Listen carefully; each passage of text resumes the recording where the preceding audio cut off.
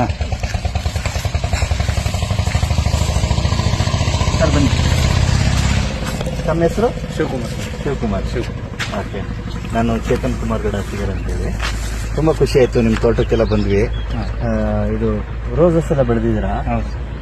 ಎಷ್ಟು, 1 ಎಕರೆ ಇದೆಯಾ ನಿಮ್ಗೆ? 1 ಎಕರೆ. ಏನೇನು ಬೆಳಿತೀರಾ ನೀವು? ನಾವು ರೋಜಾ ಗಿಡ ಬೆಳಿತೀರಿ, ಹೂವು, ಬೀನ್ಸು, ಟೊಮೆಟೊ ಎಲ್ಲ ಬೆಳಿತೀವಿ. ಹೌದಾ? 1 ಎಕರೆಲಿ ಎಷ್ಟು ಉತ್ಪಾದನೆ ಮಾಡ್ತೀರಾ ರೋಸಸ್ ಅಲ್ಲಿ? ರೋಜಲ್ಲಿ ಒಂದು 25ರಿಂದ 50 ಸಾವಿರ. ಹೌದಾ? ರೋಸಸ್ ಅಲ್ಲಿ ರೋಜಾ ಪರ್ ಮಂತ್? ಸೂಪರ್. ಇದು ಬೀನ್ಸು ಕೆಳಗಡೆ ಬೆಳೆದಿ?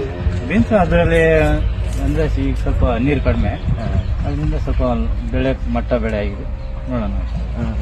ಮತ್ತೆ ನಿಮ್ಗೆ ಇದು ನೀರಿನ ಸೋರ್ಸಸ್ ಎಲ್ಲ ಹೇಗಿರುತ್ತೆ? ಒಂದು 25 ಅಡಿಯಲ್ಲೇ ನೀರು, ಜೋಕ್ ನೀರು ಬರುತ್ತೆ. ಅಂದ್ರೆ ನಿಮ್ಗೆ ಬೋರ್ವೆಲ್ಗೆ? ಬೋರಲ್ಲಿ ಇಲ್ಲ, ಬೋರ್ ಹಾಕಂಗಿಲ್ಲ ಇದ್ ಮೇಲೆ. ಅದರಲ್ಲಿ ಬಾವಿಗಳು ತೋಡ್ಕೊಂಡು ನೀರು ಬರುತ್ತೆ. ಪರ್ಮಿಷನ್ ಕೊಡಲ್ಲ. ಒಂದು 25ರಿಂದ 30 ಅಡಿ. 30 ಅಡಿಗೆಲ್ಲ ನಿಮ್ಗೆ ನೀರು ಸಿಗ್ಬಿಡುತ್ತಾ?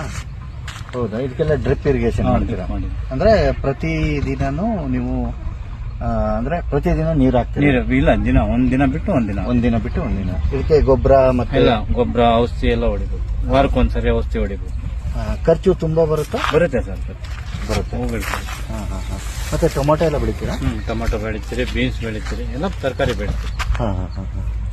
ಓ, ಇದೆಲ್ಲ ನಿಮ್ದು ಇಷ್ಟೆಲ್ಲ? ಇಲ್ಲ, ಅದು ಮೇಲೆ ಇರೋದು ಮಾತ್ರ. ಕುರಿಗಳೆಲ್ಲ ಸಾಕಿದ್ರಲ್ಲ ನಿಮ್ಗೆ? ಬೇರೆ ಔಷಧಿ. ಹೌದಾ? ಕುರಿ ಸಾಕಾಣಿಕೆನೂ ಮಾಡ್ತಾರೆ? ಮಾಡ್ತೀವಿ.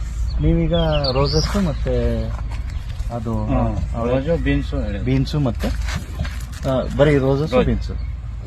ಕುರಿ ಏನು ಮಡಗಿದ್ರಿ, ಅವು ಒಂದು 10 ಮಡಗಿದ್ರಿ, ಮೇಕೆಗೆ ಒಂದು 10 ಮಡಗಿದ್ರಿ. ಹೌದಾ? ತುಂಬಾ ಖುಷಿ ಆಯ್ತು. ನಿಮ್ಮ ಮನೆಯಲ್ಲಿ? ನಮ್ಮನೆ ಕೆಂಚಗೊಂಡು. ಹೌದಾ? ನೀವೇ ವರ್ಕ್ ಮಾಡ್ತೀರಾ? ಬರೀ ಫ್ಯಾಮಿಲಿ ವರ್ಕ್? ಬರೀ ಫ್ಯಾಮಿಲಿ. ಹಂಗಾಗಿ ನಿಮ್ಗೆ ತುಂಬಾ ವರ್ಕ್ ಆಗುತ್ತೆ. ಹೌದು. ತುಂಬಾ ಖುಷಿ ಆಯ್ತು.